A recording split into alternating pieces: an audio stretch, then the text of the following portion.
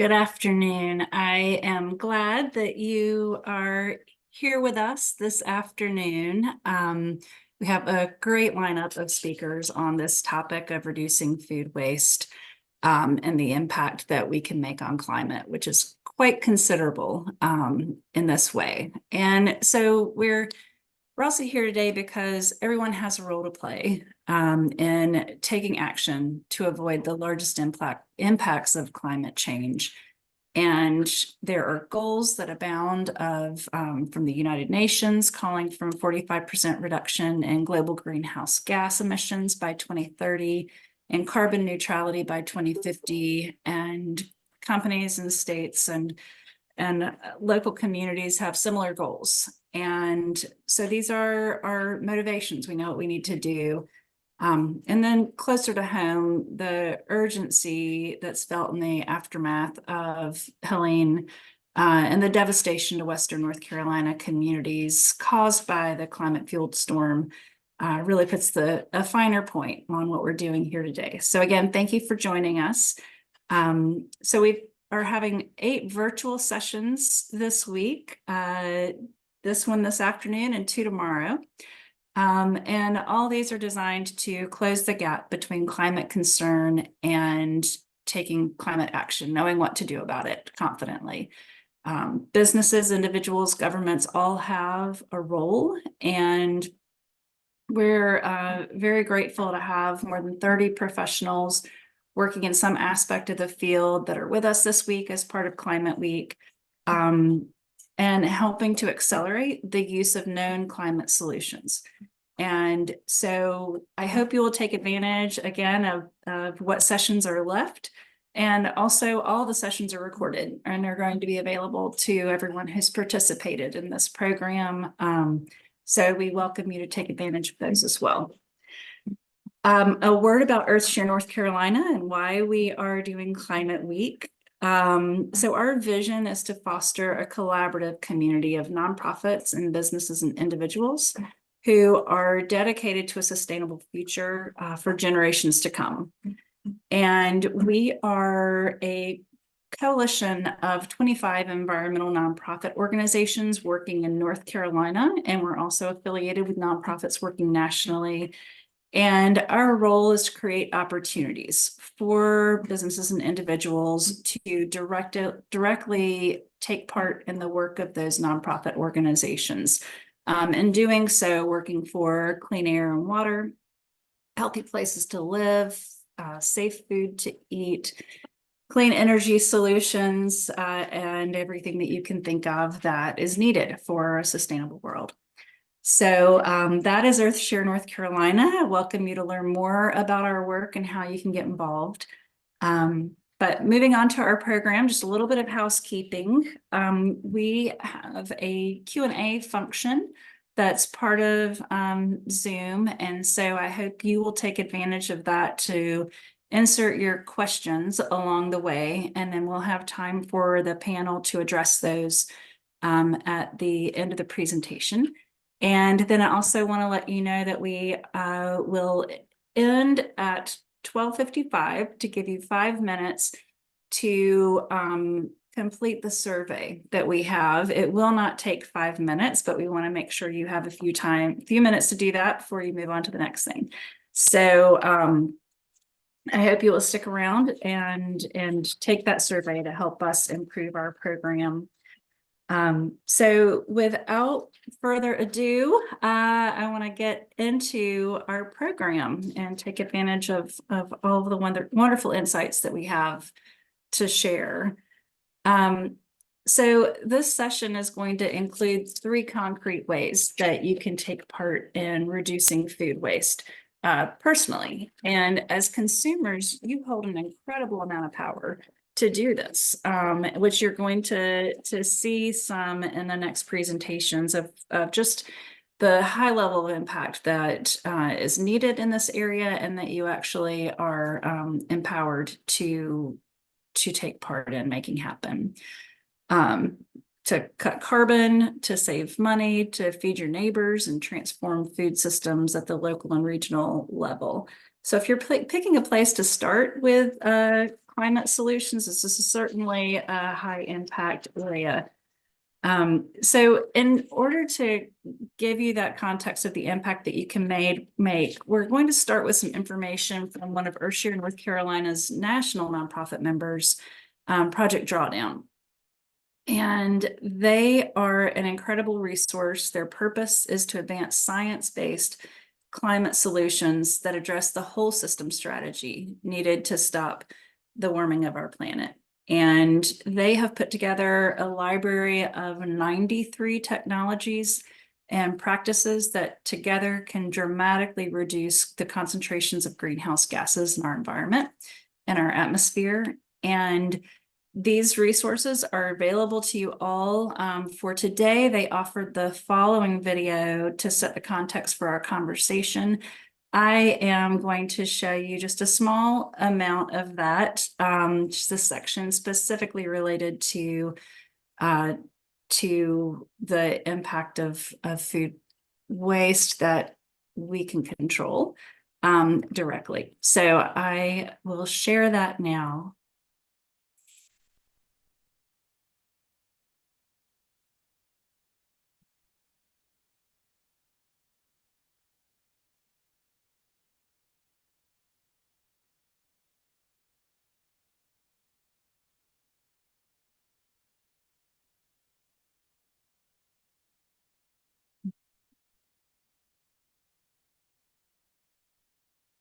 And 1 second there.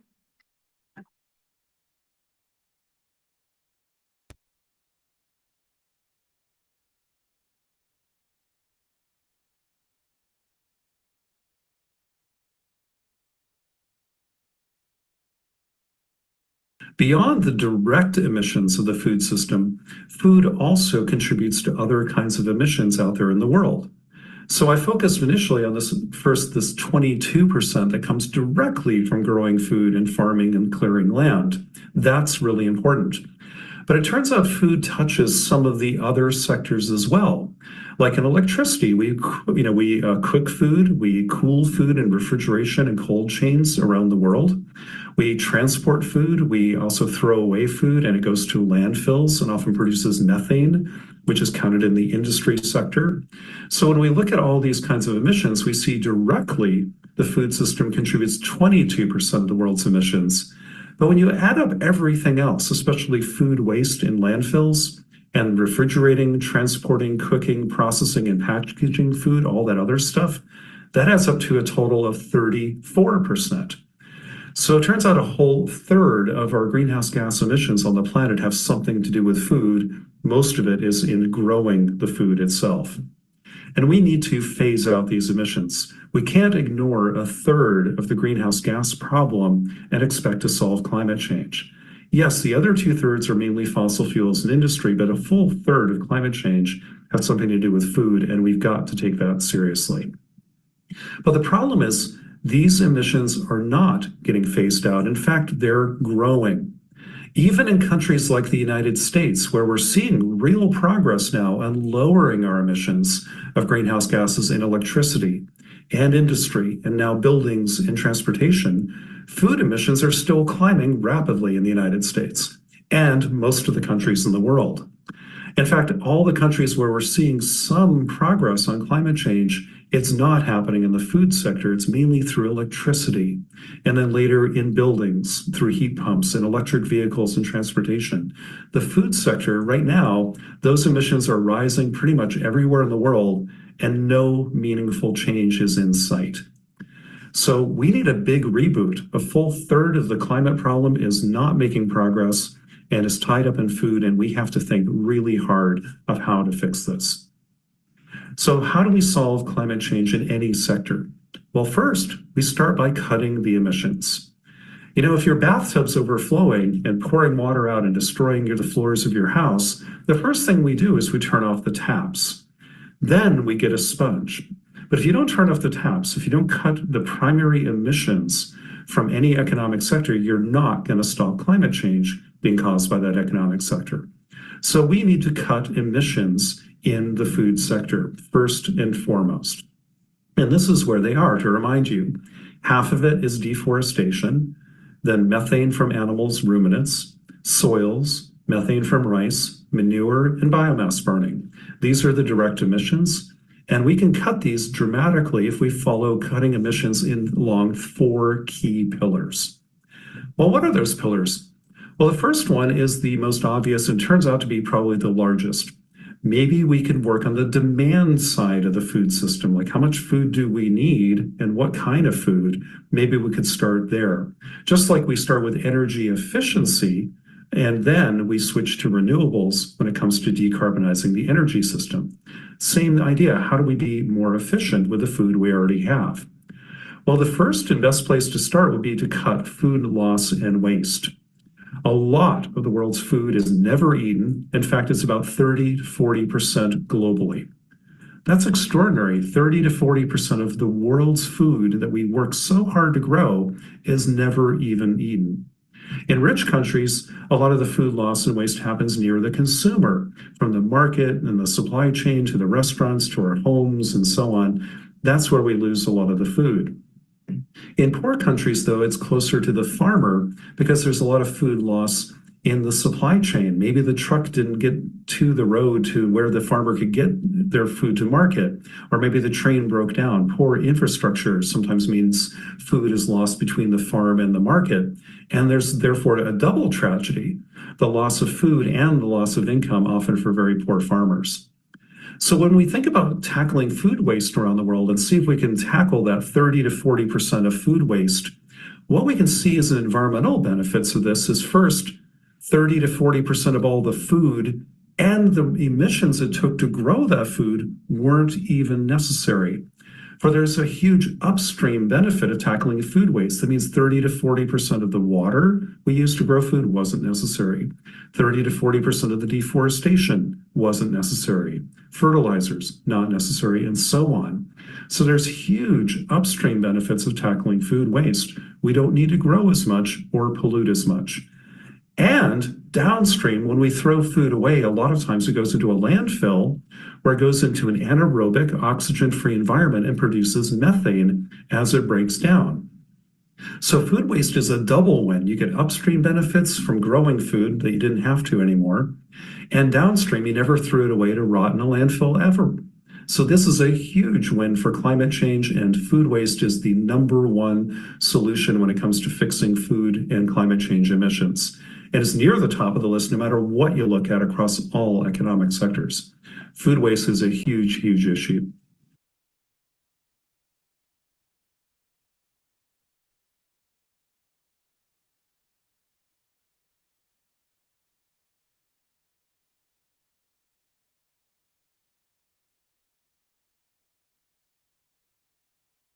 So I just pulling out a couple of the things from the Project Drawdown video.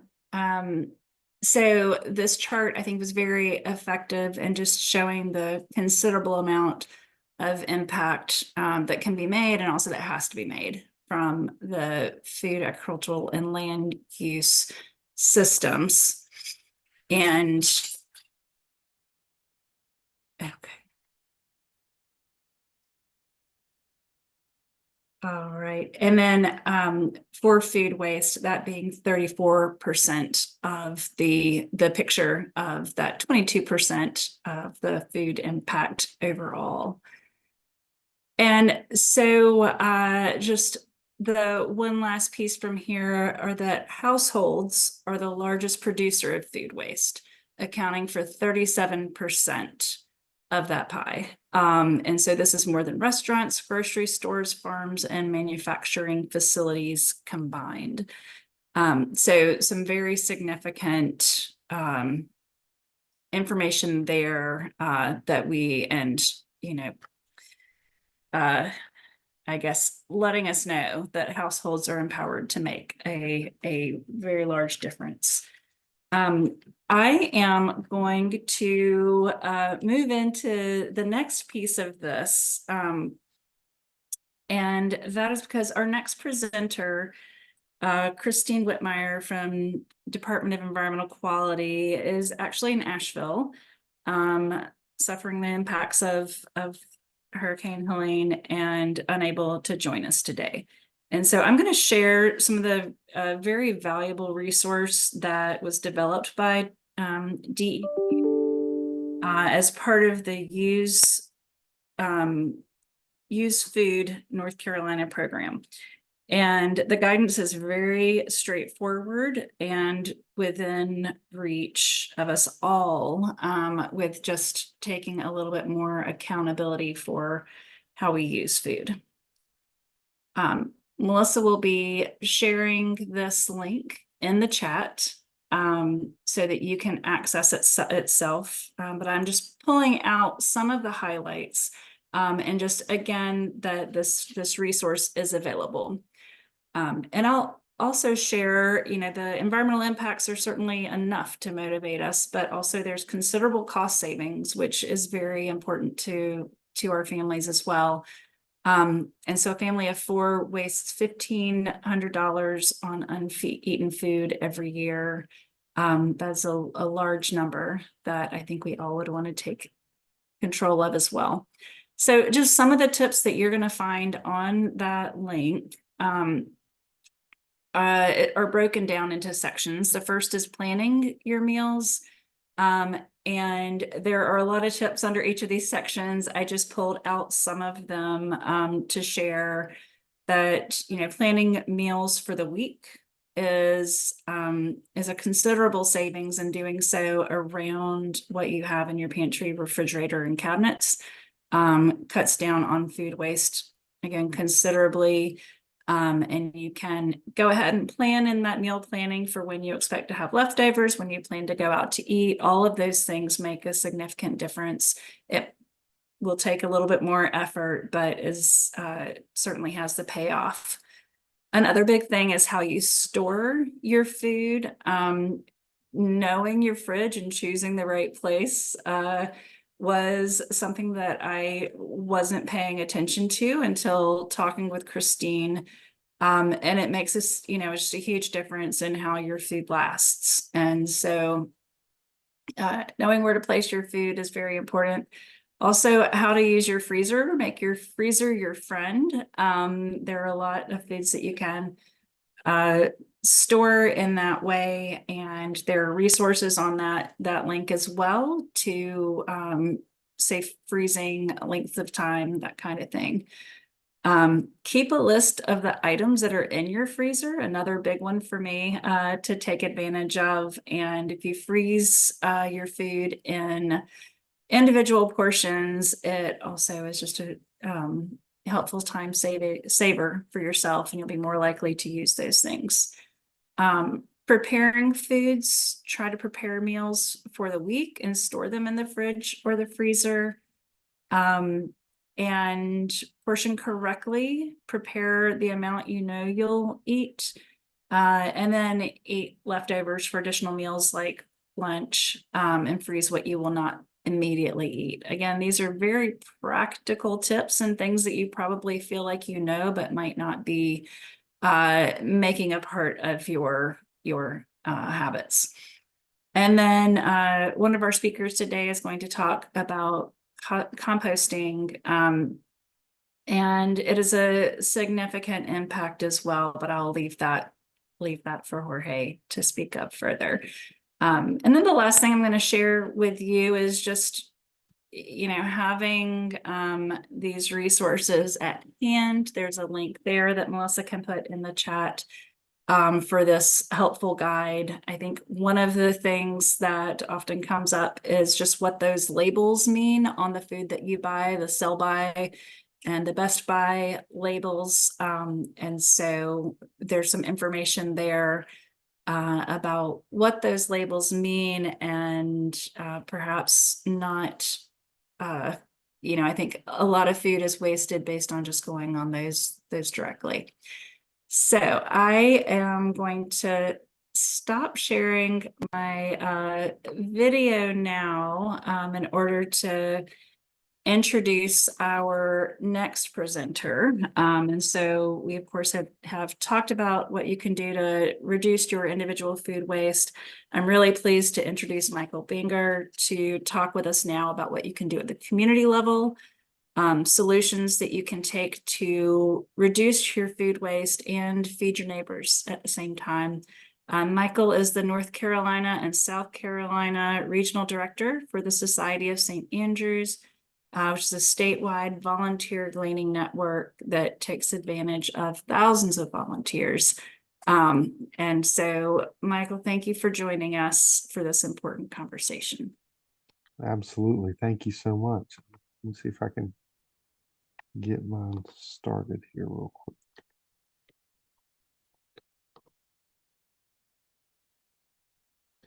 I thank you so much. Heather, I am my regional director for North and South Carolina for the Society of St. Andrew. We're actually a national organization. We glean mostly across the Southeast, but we work with farmers to collect what is left in the field after harvest or what they are unable to sell. And we distribute that directly to community feeding agencies, to food banks and soup kitchens and the like, to try to working from the assumption that what we have available to us is a resource to both feed our neighbors, but also to have significant impacts on the climate in our environment. Food loss is a problem. We talk about food loss and waste. We're going to distinguish between the two in just a minute. But Americans waste about 40% of the food that's produced for consumption. That translates to about 133 billion pounds that gets thrown away. Those are just huge numbers that are usually well beyond our ability to conceive. The visual that the author offered to us a couple years ago was that's enough food to fill the Rose Bowl football stadium from the field to the top of the highest stand every day, twice. So that's how much going through our food system from the time it leaves the farm until it ends up either in a restaurant or our homes, and then and whether or not it's eaten at that point. The all numbers about food loss and waste do not include numbers of pounds of food that never make it out of the field, because that is just not tracked. There's not a mechanism to track that food at any point in the system. That said, research from our friends at NC State tried to, and in North Carolina, their research found that roughly between 580 and 600 million pounds of food never gets out of the field, so is never counted into that food waste number, and that's every year, 600 million pounds every year. So when we talk about food waste being the second leading contributor to greenhouse gases in the world and the U.S., and a third of the food, different places have different numbers, but a third to 40% of all food produced for human consumption goes to waste, and 40% of all landfill content comes from food waste. That doesn't include the food that never makes it out of the field and either gets tilled back into the soil or is put into pile to rot to go at the farm level. Consumption varies on the type of food that's produced as well. Some sectors are much more efficient in what they do, and others are not. Grain products are at about a 38% loss. Seafood, about half of the seafood that's farmed or caught never makes it into retail establishments or into our plates. 52% of all fruits and vegetables fall on that same line for losses all along the system, and meat and milk as well. We at the Society of St. Andrew focus on the fruits and vegetables because we think that's where we can do the most good, where we can have the most direct impact. We talked about food loss and waste. Food loss and waste is distinguishing between the two is where it happens. Food loss is described as being from the farm and produce distribution level, or the food distribution level. Once it makes it out of the farm or out of the distributor, and starts to get into retail or home establishments, then it becomes food waste. At food loss, it still has potential to be, we're losing the potential of what it could be. At waste, we are wasting what it could have been, is the way I think about it. The EPA has addressed food waste, and they used to have this wonderful upside down pyramid that would show where food should be and work down your choices. And this way, this is they've moved this year to uh, the semicircle. What to do, what to avoid, rather than it being a linear progression or decision tree. We understand that it is a little bit more fluid and circular with it. We're asked to do all the wonderful things to prevent wasted food, buy what you need, serve only what's needed, donate what you can, or particularly at the farm level, what is produced and not sold. If you can't donate it for human consumption, then feed animals, or possibly leave it unharvested if that particular uh, product has benefit to the land if it's dispatched under. Not all produce does. Not all have a significant impact on the soil. It all depends on the concentration of the nutrients in the produce that's produced. So I lift that up to you for further and deeper investigation on the ground. The farm level food loss happens at a high rate for all kinds of reasons. Not all produce that is created turns out and looks the same. And we have conditioned ourselves in this country in particular to only pick off our grocery store shelves the produce that is pretty and looks like it should be in a magazine or photo quality, when that's not the reality for what's actually grown. So there is a wonderful ugly fruit or ugly produce movement. Please take advantage of those because it makes a difference. Also, for at the industrial farm level, produce is sold on contracts, which means before the season, a buyer, be it a grocery store chain or a restaurant chain, will make a contract with a farmer to grow X number of pounds of food of a particular product, bell peppers or tomatoes or eggplant, like in the pictures here. And in order to meet those contracts to make their money, the farmer then has to overplant to account for good and bad years with the weather or other things out of their control. They have to make sure they meet that contract so they can continue to get paid, and they build into that cost, the cost of overplanting. Then once they filled the contract, if there's food left over, then they look to find markets with it, which sometimes happens and sometimes doesn't. There's also always harvesting issues. We're dealing with this with sweet potatoes right now. All the rain we've had over the last 5 weeks has made it difficult for trucks and other things to get out into the field to harvest. Harvesting is hard right now, even though the food's ready to come out of the ground. If you can't get the people into the field to harvest, then you lose the food that's ready at that moment. And it's diminishing returns. There's also not everything that's grown blooms or reaches its peak at the same point. And so after harvest, there's still produce in the field that isn't quite there yet, but farmer has to move on because there's another field that they have that's starting to come to peak. And for efficient use of resources, they have to push their harvesters to not re-harvest a field that may have some new things available, but move on to the one that's ready for a first harvest. So at the end of the harvest, when it's time to move on and the cost isn't effective, there's always price left. And then we've also worked with farmers that if the price of a particular commodity drops below a certain point, they would actually lose money to harvest it by paying the harvesters to do it. There's all these reasons, and there's probably 5 or 10 more, and why food is grown and all those resources put into them, but it's not economically viable or not in the farmer's best interest to go through the process of harvesting. When we see that, we understand the economic impact, and we also see the potential for addressing our hunger issues in North Carolina.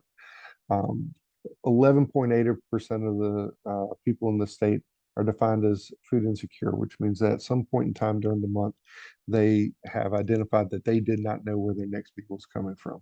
That includes about 15% of all the children in the state. Roughly 1.25 million people.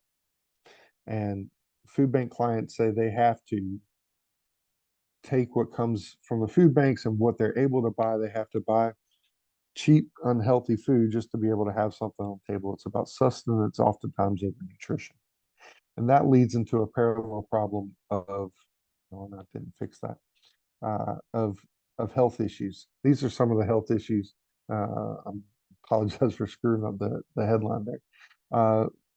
But by focusing on calorically dense but nutrition scarce foods like boxed and canned foods, uh, studies have found that people that rely on food banks for more than half of their food intake have twice the rate of normal population of diabetes, hypertension, and obesity.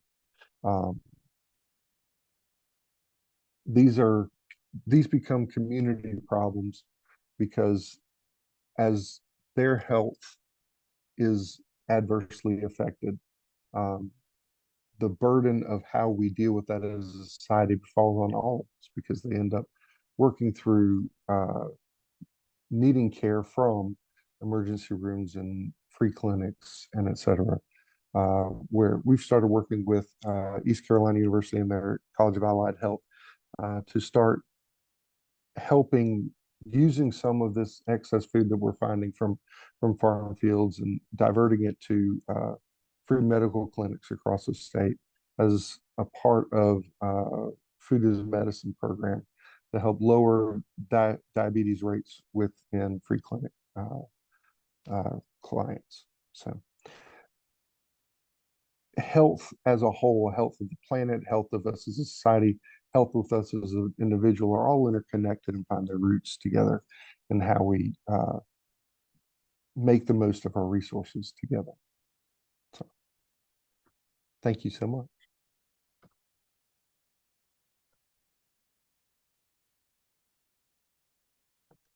Wonderful. Thank you, Michael. I am very happy to welcome our next speaker. Jorge Montezuma has agreed to spend some time with us this afternoon as well. Founded Wanu Organics, and Jorge's done some really interesting work in looking not only at composting and regional level composting sites, but also just the community level infrastructure that is needed to reduce food waste. And so I'm going to pass it over to Jorge now. Thank you for joining us. Thanks, Heather. I appreciate the opportunity to speak about this, and thanks everybody that has joined. So I'm gonna keep moving along the wasted food scale. I want to talk about this project that I worked on for Wrestle NC. But first, I will just give a brief introduction. I run my own independent consulting firm and I focus on organic waste recycling and composting. For the past 12, 13 years, I've been working in composting operations in the state, in the East Coast, also on the West Coast, and different places in between. And at one point, I worked for North Carolina DEQ in the same office as Christine works right now, looking at not just composting, but other methods to recycle organic waste. I'm based out of Hillsboro, and I got in touch with Napoleon Wallace, who runs a nonprofit called Wrestle NC, which focuses on dismantling systemic barriers and cultivating a thriving ecosystem for BIPOC entrepreneurs by fostering powerful collaborations amongst, I'll just say, financial institutions and other players in different regions in the state to be able to create some change. And we started talking about food waste and excess food. And we started looking at different places in the state, and we honed in on Durham a little bit because he's based out of there. I'm also really close by and spend a lot of time there. I added this slide to sort of bridge the gap between what Christine was going to mention and what I'm going to go into.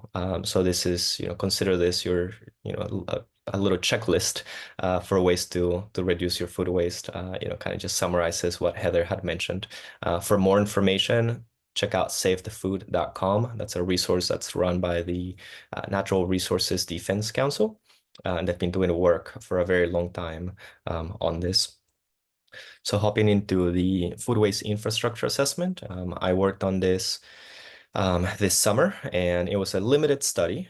I was able to work on generating some estimates on food waste from different types of generators. I looked at different excess food management options. I interviewed 10 organizations within Durham County.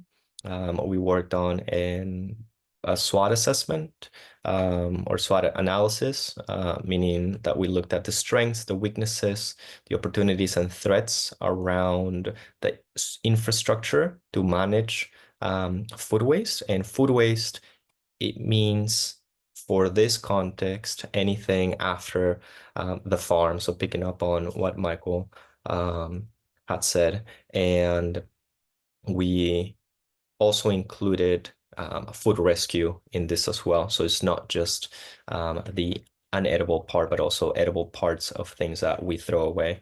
Then put some recommended next steps after analyzing all of that. And there's a link to the report there that you're welcome to see.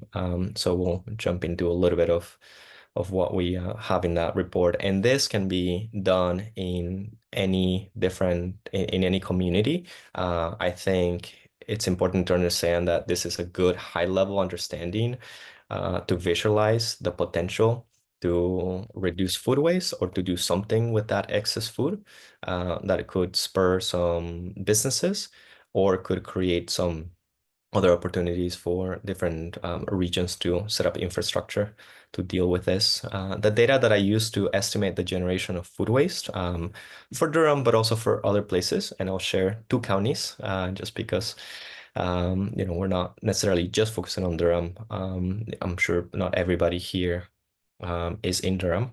The data came from the EPA. They have an excess food opportunities map.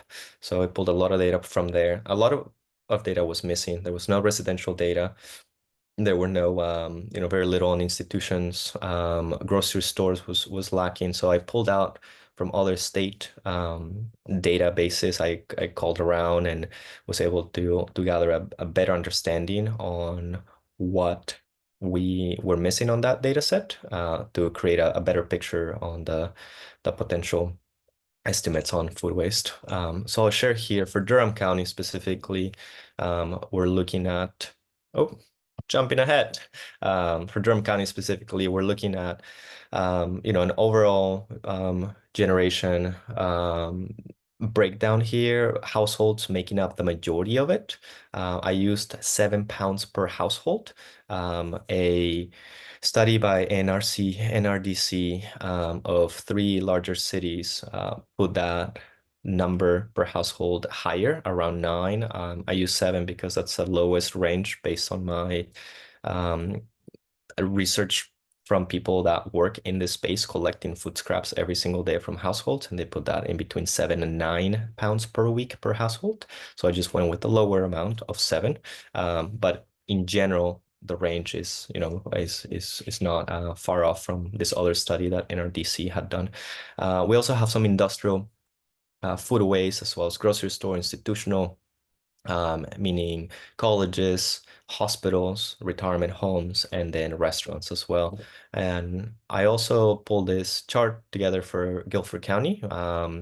The summit is going to be in Greensboro, so I figured it would be good to highlight Guilford County, but we also have data for other counties as well. Not every single county, but a lot of counties around the triangle, a little bit of the triad, and the Greenville area. But you can see some, it's kind of similar. We see a little bit more on the industrial food waste. It's probably because there's more industrial food manufacturers in Guilford County. We see, some household waste and some grocery, and the other ones are, kind of similar, not too far off. So for Durham County, 57,000 tons being generated per year.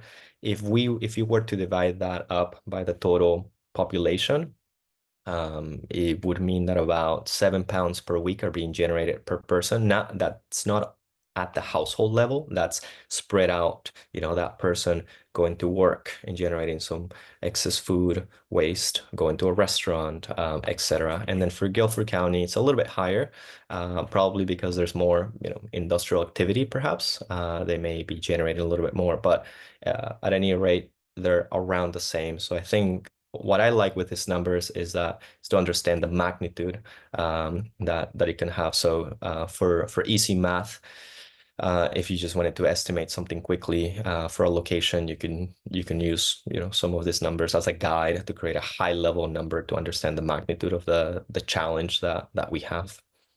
Some of the all of the organizations that I interviewed are here. I contacted the city, some nonprofits, the Central Pines Regional Council, Christine with the Q, NC IDEA that focuses on funding entrepreneurs, Happy Dirt that works with a lot of farmers and brings in produce, including some of the uglies or things that may not be fit for grade A by the USDA to be marketed differently. They bring that into Durham, so that's a spot that where excess food from the field could be placed in the city and managed in different ways by some new businesses that may want to do something else with it. And also I interviewed a couple more organizations that are working on this. From there were a lot of strengths, weaknesses, opportunities and threats. And the big thing that I found was that there's a lot of work that's happening and that has been happening for a while, but what's lacking is a formal network that meets regularly, that can help to integrate excess food and food waste into larger conversations surrounding perhaps food insecurity or housing development or just other topics that could work together to assist one another. Also found that more collaborations needed with health inspectors to also include some of these topics in information that's provided to restaurants, working with restaurants, increasing access to commercial kitchens with a focus on upcycling excess food and food waste to see if new businesses can be developed in Durham, run by people who live in Durham, with produce or excess food that is being generated in different businesses inside of the county. Also focusing on public ad campaigns to reduce food waste. Sharing food rescue equipment was a big one as well. There are a lot of organizations working on food rescue, but many times they don't have the funds to maintain that equipment or even purchase it in the beginning. So how can they work together to share that? And there's a few others here. I also want to focus on looking at expanding Durham's residential food waste collection pilot and also their food waste drop-off areas, and maybe thinking about developing some regional capacity for composting processing. And the last one, increased grant applications. There are a lot of grants right now by the EPA and the USDA and others that are focusing on food waste and climate change. And those conversations are happening in different places. And if there were a network, formal network with people that are working on this, maybe stronger applications could be submitted to federal agencies to bring in additional funds into Durham. And all of this, I would say, are good steps for people to take in whichever community that you're in. They may not all fit, or maybe a lot of things are already being worked on and you want to focus on some other ones, but these are some good ideas that you can borrow to work in your different locations. So this is also really important because in the near future, at least in North Carolina, our population is supposed to grow by 9% from 2022 until the end of this decade. Just Wake County is supposed to increase by 25%. There's some other places that are going to be even higher. A lot of the food waste is, let me re-say that. Food waste is already being managed, is going to landfills. In the state, we have two landfills, one closer to the Charlotte area, one south of Raleigh in Sampson County, that are accepting 23% of the trash that is generated in the state. And their projected service life, meaning about when they're going to close, is around 10 years.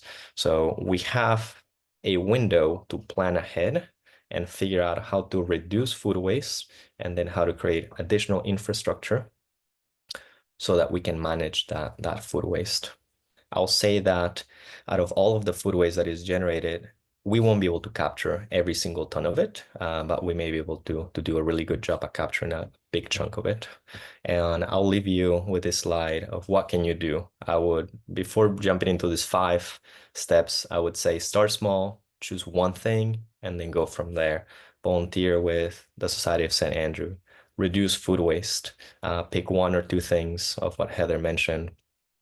Compost. I think this is one of the most radical things that you can do because this is a recycling method that you can do by yourself if you have the space, or at a community garden if they have some space. Get connected and understand the organizations that are working around this in your area and figure out what gaps or challenges exist and see what you can support.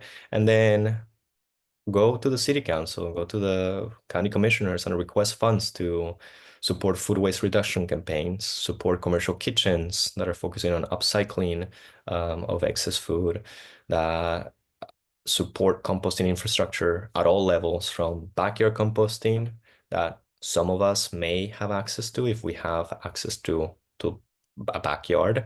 But if we don't, which is a large portion of us, I'm not able to here. I go to my food waste drop-off location, maybe increase the infrastructure of community gardens or spur new activity for medium and large scale composting operations. And maybe don't limit the funds being requested to government, but also to foundations. We all manage our kitchens here, or we know some people or friends and family that do in our own homes, but also many of us know people that are connected, to places that may have some funds. So I'll leave you with that, and I think Heather will just keep going here. So I'll pass it off to you. Thanks. Thank you, Jorge. That was just wonderful information. Again, just being able to look at this from the individual level to the community level to the systems level is I think just a great way to understand what's going on with food systems and how we can make this important impact. I am going to start. We have a question in the chat that I'm going to start with that. And that is from Kelly Bodie. The FDA how does the FDA define grade A? Would changes to the grade A policy move the needle? And if so, how can we support that policy change? I'll say what I know, and then, or you can correct me if you've got better information. USDA sets that based on size, shape, color, quality, blemishes, and et cetera, standards that they've set on their own, based on what is most marketable and most readily bought, so that buyers can expect a certain product when they order grade A XYZ produce. The best way to address that, there's policy advocacy for sure, but I think the start is to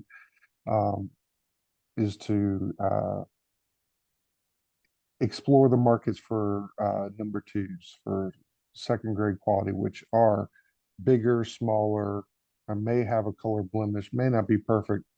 We work with, example is we work with a cucumber grower who has to throw out about 40% of his cucumbers because they're too curved to line up neatly on the grocery store shelves.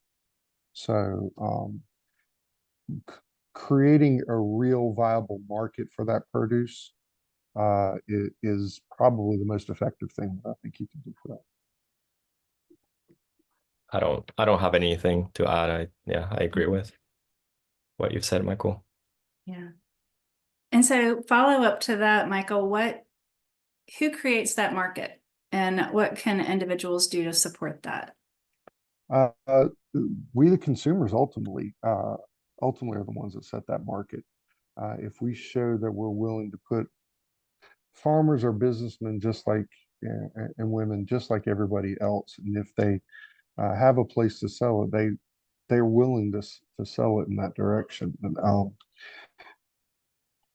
they're yeah. So working through whether it's misfit markets or talking to your local grocer about saying, okay, do y'all work with local farms? Promoting, particularly work with local farms and encouraging our vendors to source their food locally will force is probably too strong of a word, but encourage them to work with local farms that maybe aren't all trying to produce the same grade A number ones, but will have some variety and product. And shop your local farmers markets. I'll add that if anybody wants to start a business around Grade B, talk to Sandy Kronick with Happy Dirt, because we talked and she said, we basically need more people. The farmers are willing to go harvest that Grade B produce, and they've done that already. So they've created those markets as long as demand is obviously there. So there are different logistical processes they have to do on the back end because they have different codes and different invoicing and all of this. But all of that is there. Somebody just needs to say, hey, Sandy, I need, X, what do your farmers have? Let's do it. So that's a very direct thing that you can do right now. Yeah. Wonderful. Thank you for those insights. And I think if people have questions in follow up to this of how to get plugged in, I imagine that Michael and Jorge would both be willing to field those questions and plug you in where appropriate. So thank you both. This has been wonderful information. There are some closing things. As I mentioned at the start of this, we have a very brief survey that we're asking everyone to take to give us some feedback on this session. And we will use that information as we form future programs. And as a thank you for taking the time, we do have gift cards to Great Outdoor Provision Company, and we're going to be doing a drawing with 5 of those cards for everyone throughout the week who has completed the survey.